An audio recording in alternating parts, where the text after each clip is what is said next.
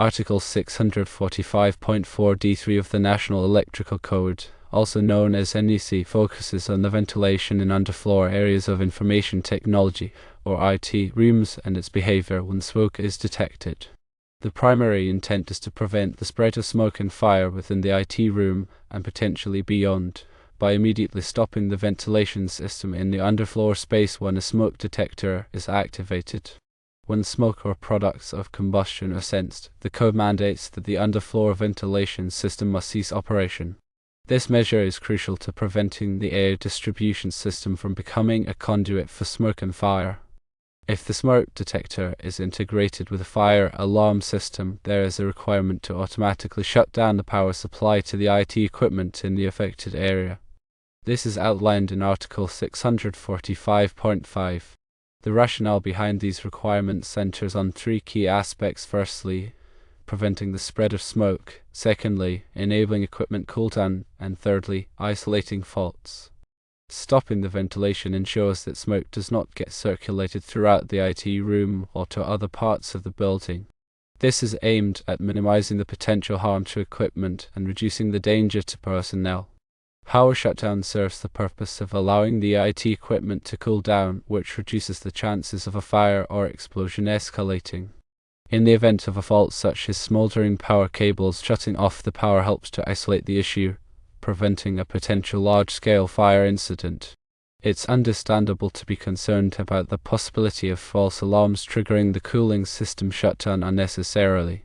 The NEC mandates that fire alarm systems must be designed and installed to minimize the occurrence of such false alarms. Furthermore, the standard NFPA 75, referenced in the question, establishes guidelines for the testing and maintenance of fire alarm systems. These guidelines aim to reduce the probability of false activations, ensuring that the system responds appropriately to actual fire or smoke events. In summary, Article 645.4d3 of the NEC is designed to safeguard both IT equipment and the safety of personnel from the hazards of fire and smoke. While the possibility of false alarms exists, the code is structured to prevent large-scale incidents by mandating the shutdown of ventilation and power when a real smoke or fire event occurs. The code includes several considerations to reduce the risk of false alarms. These include proper design, installation, testing, and maintenance of the fire alarm system. The aim is to ensure that the system operates reliably and responds appropriately to actual fire or smoke conditions, minimizing unnecessary disruptions. The intent behind the NEC requirements is to create a layered safety approach. Firstly, early detection through smoke detectors. Secondly, containment by stopping ventilation. And thirdly, risk reduction by shutting down power. These steps work together to mitigate the potential consequences of a fire within an IT environment. IT rooms designed according to NFPA 75 standards, which often involve significant investment, are intended to provide a high level of protection.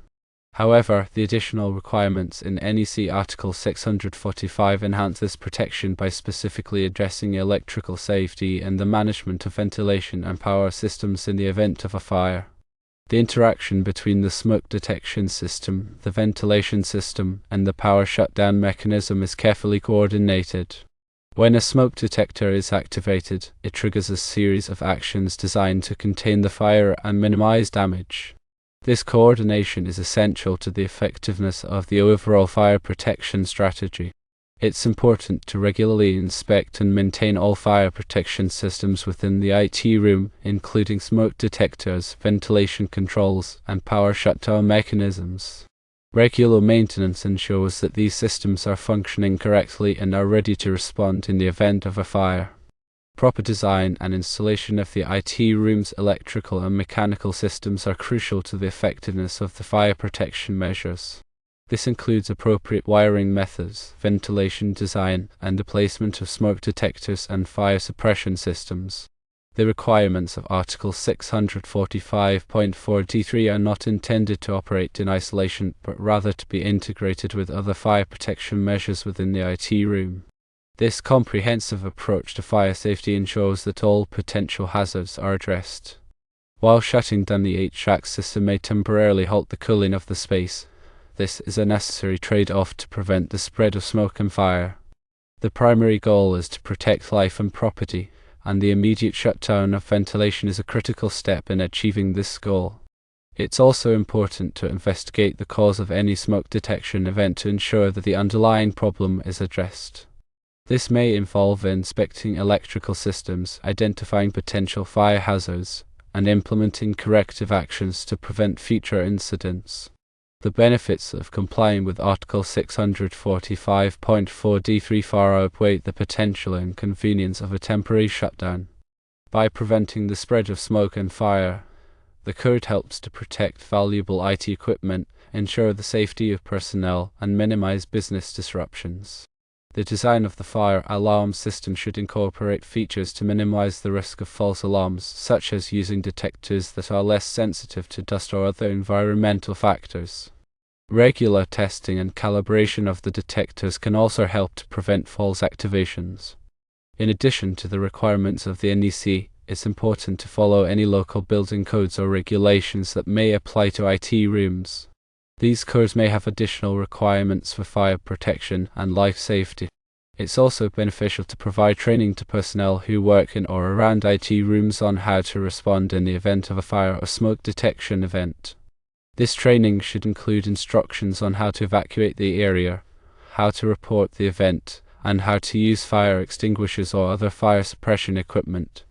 The requirements of Article 645.4d3 are based on years of experience and research into the causes and effects of fires in IT environments.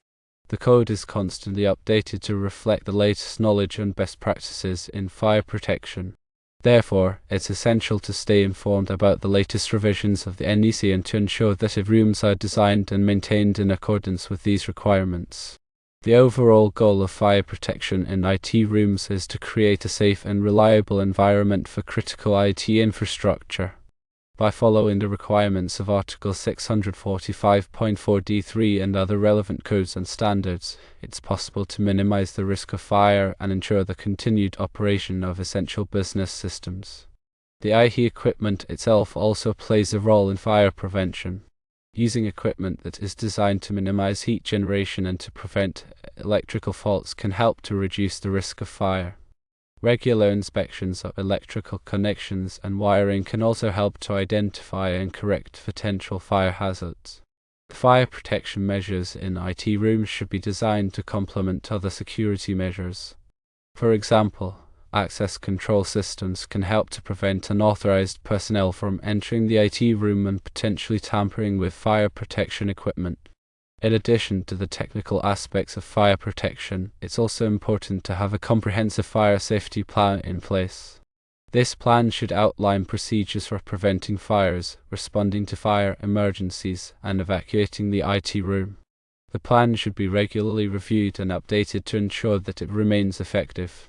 The requirements of Article 645.4d3 are not intended to be a one-size-fits-all solution. The specific fire protection measures that are appropriate for a given IT room will depend on a variety of factors, including the size of the room, the type of equipment it contains, and the overall fire risk. Therefore, it's essential to consult with qualified fire protection professionals to develop a customized fire protection plan for each IT room. Fire protection plan should also address the issue of business continuity. In the event of a fire, it's important to have a plan in place to restore critical IT systems and data as quickly as possible. This may involve having backup systems in place, offsite data storage, or other disaster recovery measures. The requirements of Article 645.4d3 are just one part of a comprehensive approach to fire safety in IT rooms. By following these requirements and implementing other appropriate fire protection measures, it's possible to create a safe and reliable environment for critical IT infrastructure. The fire alarm system should be designed to provide early warning of a fire, allowing personnel to evacuate the area and to take other appropriate actions. The system should be regularly tested and maintained to ensure that it is functioning properly.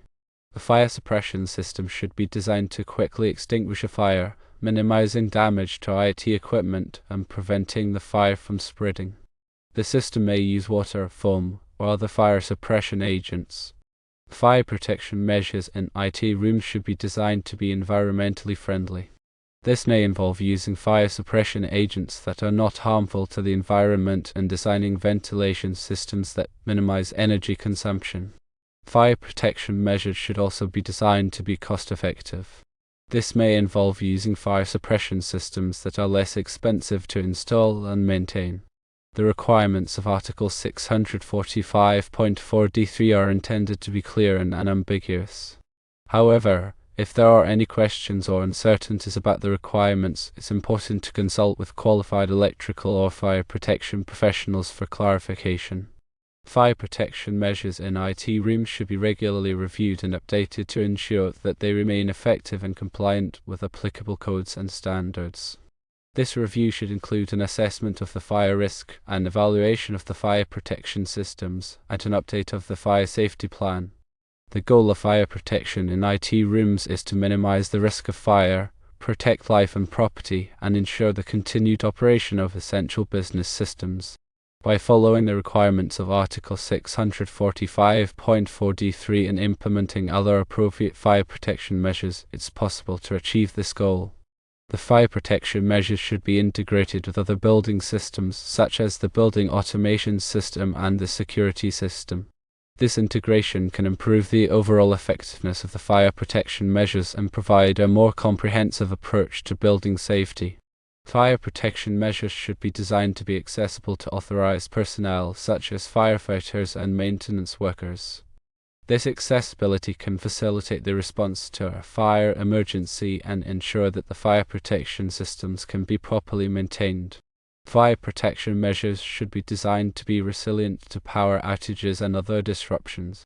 This resilience can ensure that the fire protection systems continue to function even during a power outage or other emergency. Fire protection measures should be designed to be adaptable to changing technology and business needs. This adaptability can ensure that the fire protection measures remain effective even as the IT environment evolves. Fire protection measures should be designed to be sustainable over the long term. This sustainability can ensure that the fire protection measures continue to provide effective protection for the IT environment for many years to come. Fire protection measures should be designed to be compliant with all applicable codes and standards. This compliance can ensure that the fire protection measures meet the minimum requirements for fire safety. The fire protection measures should be designed to be effective in all types of IT environments, including data centers, server rooms, and telecommunications closets. This effectiveness can ensure that all critical IT infrastructure is adequately protected from fire. The fire protection measures should be designed to be user-friendly, making it easy for personnel to operate and maintain the fire protection systems. This ease of use can improve the overall effectiveness of the fire protection measures and reduce the risk of human error. Fire protection measures should be designed to be continuously improved through regular monitoring and feedback. This continuous improvement can ensure that the fire protection measures remain effective and adapt to changing conditions. Fire protection measures should be designed to be a shared responsibility, with all personnel in the IT environment playing a role in fire safety. This shared responsibility can create a culture of fire safety and improve the overall effectiveness of the fire protection measures. By taking a comprehensive and proactive approach to fire protection, it's possible to minimize the risk of fire and ensure the continued operation of critical IT infrastructure.